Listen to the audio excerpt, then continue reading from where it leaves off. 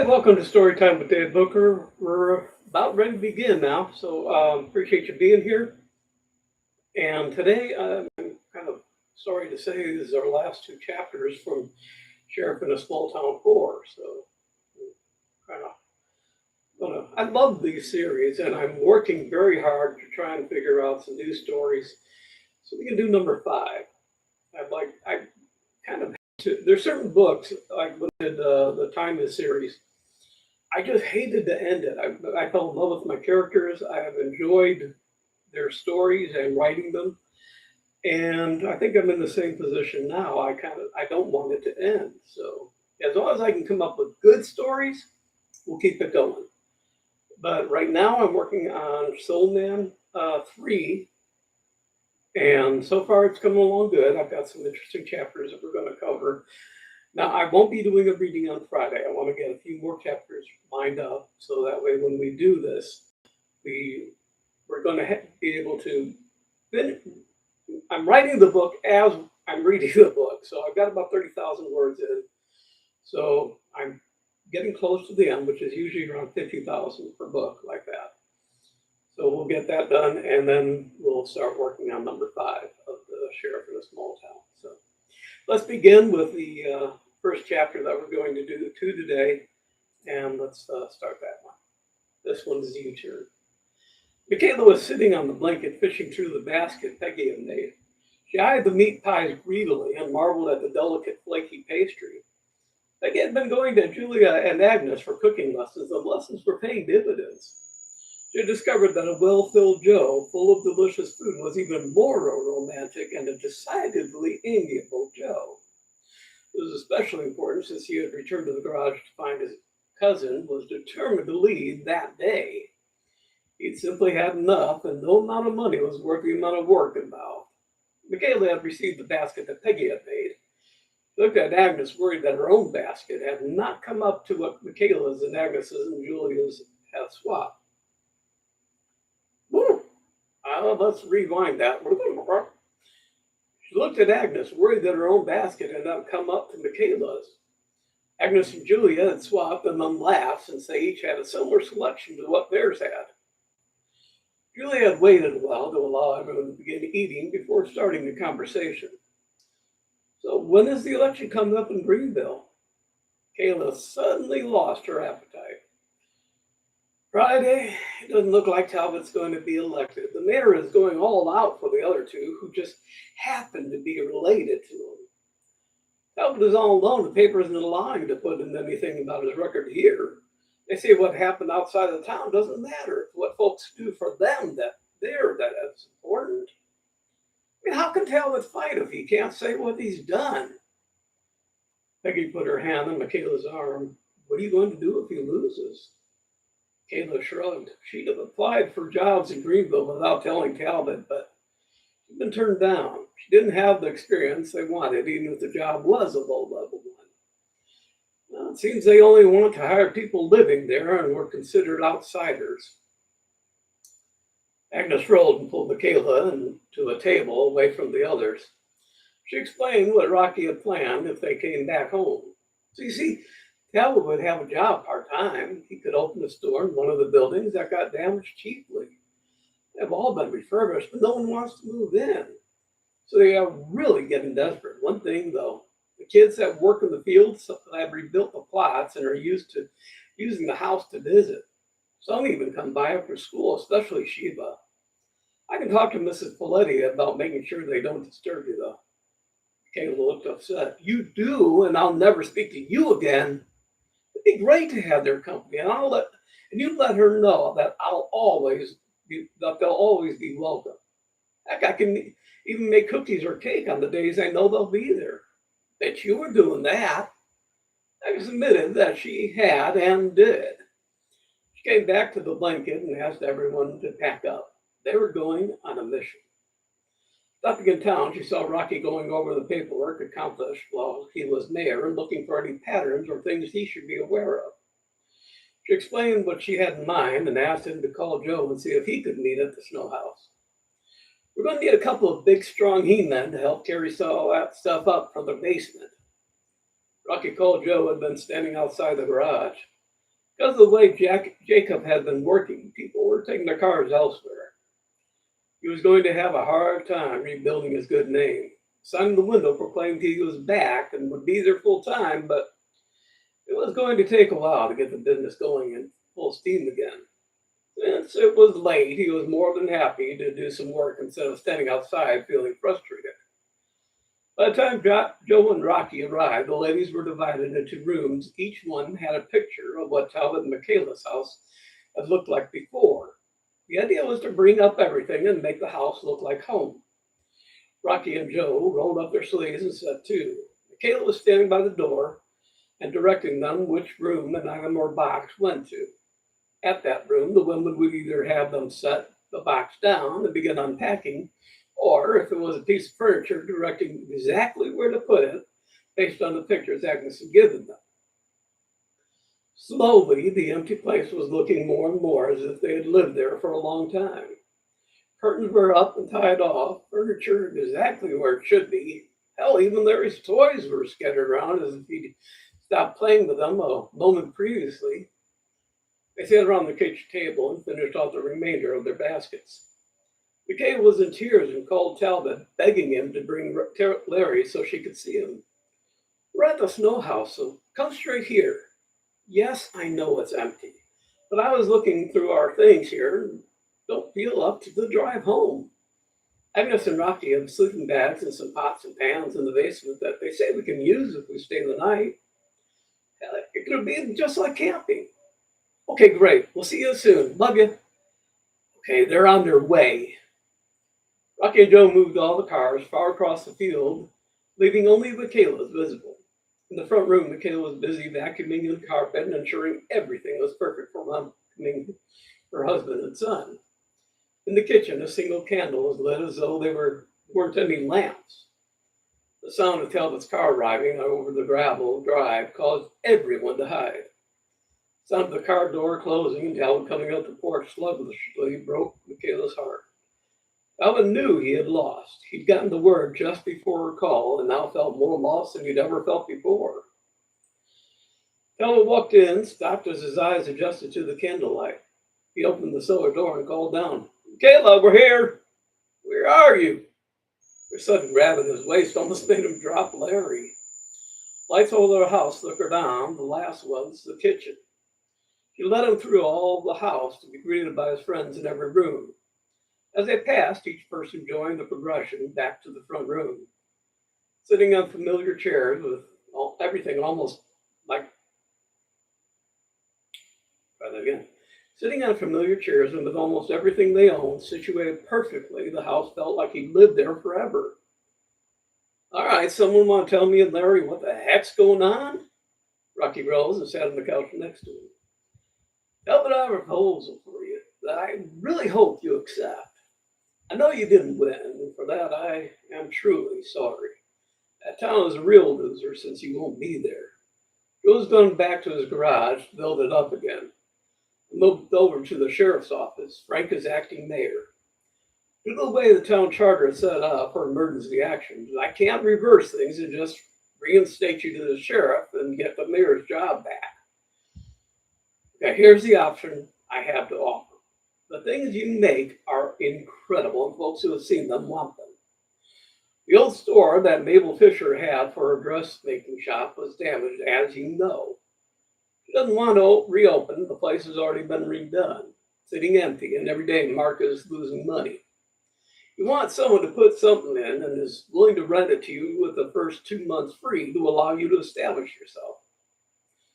I'll take you on as a part-time deputy so you have steady income. I'm taking a pay cut so we can both get the same wages. I wish I could just have a co-share, but the state won't allow it. You set the hours, days, or whatever you want to work in the office. Hell, you take the early morning shift and until 11 and then clock off, and I can sleep late and still put in a good day's work. I don't know how long it takes you to make stuff, but all your tools and things are in the shed with plenty of wood. Talbot raised a hand to stop Rocky from speaking. Rock, what about the house? You set up like we're already moved in. I'm not about to take it as a gift, and I hope that isn't what you folks are trying to do. We'll find a place. We still got plenty since we didn't spend hardly anything. We didn't know what was going to happen. Rocky patted Talbot on the back. Look, I knew you'd feel that way, so here's the deal. I parceled the place out, and what I would be selling you is the house, the yard, up to and including the shop, and that's it. Farmland, buildings, forest remain mine, but you're free to use them. School still gets to use the buildings and plots as they always have, so you might have a bit of company while they're here. Kind of gotten used to the idea that this house is part of their curriculum or something. Um, Blame Agnes for that, since she's kind of become a big sister to a lot of the kids. Michaela says she's all right with them still visiting. I'm asking $25,000 for the place. Rock, you can get a heck of a lot more for this place. You've done a lot to get it up and running. True, but then again, it didn't cost me anything to get it. I inherited it, remember? 25 covers what we spend, plus a couple of bucks over for a pizza party. Talbot walked around the house again. He'd sold his place for $30,000 and still had almost the whole amount left. He'd have a job and the prospect of a business of his own, doing something he loved doing. He'd be back among the people he loved and knew, Michaela too. Rocky, I'll agree this on one condition. You don't take a pay cut, and I make what we were paying Joe. Rocky was set to argue, but the look in Talbot's eyes let him know arguing wasn't going to do any good. He shook his head reluctantly and shook Talbot's hand. Papers were signed. Talbot rolled out a check for the amount of the house and breathed a sigh of relief. It was good to be home. And this one's later, the last chapter. Agnes and Michaela were making soup and loading the Merrimack cans for delivery. Peggy was going over the list of folks who were sick, and Julie was bagging plastic bags, plastic bowls, napkins, crackers, and spoons. The sound of the students working in the field on their plots drifted in from the open windows. A small girl came in to show Michaela her budding plant in the box. Mrs. Talbot, it's almost ready, isn't it? Michaela squatted down and admired the plant. Sure is, honey. You get that plant in the ground and soon you'll have a whole bunch of big red tomatoes. The little girl hugged her and ran out the door. Julia shook up as the screen door slammed. Michaela, don't you ever get tired of that? Michaela looked shocked, and so did Agnes. Tired of that? Never! Larry waltzed in, holding Mary's hand, and they stood in the doorway watching. Michaela noticed them and began singing softly. There in Mary sitting in the tree. Michaela looked around and nudged Agnes. We can only hope. In town, Rocky was walking his rounds. Passing Joe's garage, he was happy to see that Joe was being rushed off his feet. Peggy was in the office answering the phone, taking in the money and passing out a receipt. The register was filling up and she made a drop into the safe under the desk. Joe waved at him and looked around in awe at the way things had finally picked up. Rocky walked up. You'll start thinking of having a family pass this on to. Joe looked at Peggy and wiggled his eyebrows. She giggled and blew him a kiss. She pushed back her chair. A slight swelling was already beginning to show. Rocky saw a horse plodding along and headed to the bar for his afternoon beer. Near the end of the street, he saw Cat and the neighbors herding the chickens back into their coop. Afterwards, he could hear her inviting them in for coffee and cake or some of her now famous Scotch eggs. A couple of them happily accepted the invitation. Rocky turned right and headed back down toward Main Street. In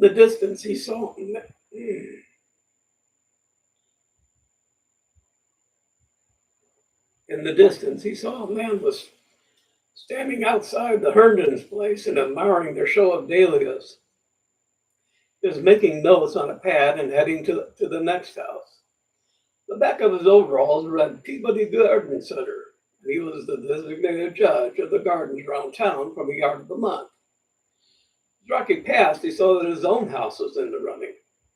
Seeing how far outside the place was, he was surprised they were even listed. But it was good to see that Agnes's efforts were being appreciated. Back on Main Street, wandered around admiring the reconstruction of some of the damaged buildings. From the looks of the work, you couldn't tell they were any different than before the tornado. That part of the covenant with the town was an essential reason for it. At the end of the street was Talbot's shop. He was doing well and enjoying himself. In the window were small samples of all the items he was ready to build. The name over the door read the Pine and Peg. He had a line of wood cutting boards that were oiled and ready for use. Walking in, Rocky saw a large selection of pigs, roosters, and cows, each one slightly different. Hanging on the walls were sleds, and underneath them was one of his special ones that looked like an antique. He'd given his earliest one to Rocky last winter, and when he took Mary out in it, he had to laugh when people berated him for using a valuable antique out in the snow and ice. Talbot put down his hammer and chisel and threw an arm around Rocky's shoulders. Rock, I have never been happier in my life. I thank the Lord I didn't get elected every day. I get to still work with you, and then I get to come here and do this. Just doesn't get better. Listen, I hear that you're making guitars now. Yeah, I sell a few now and then. Pulled one off the wall and standing in the doorway played. Rocky's people stopped to listen. Talbot played with his eyes closed, feeling the music flow through him.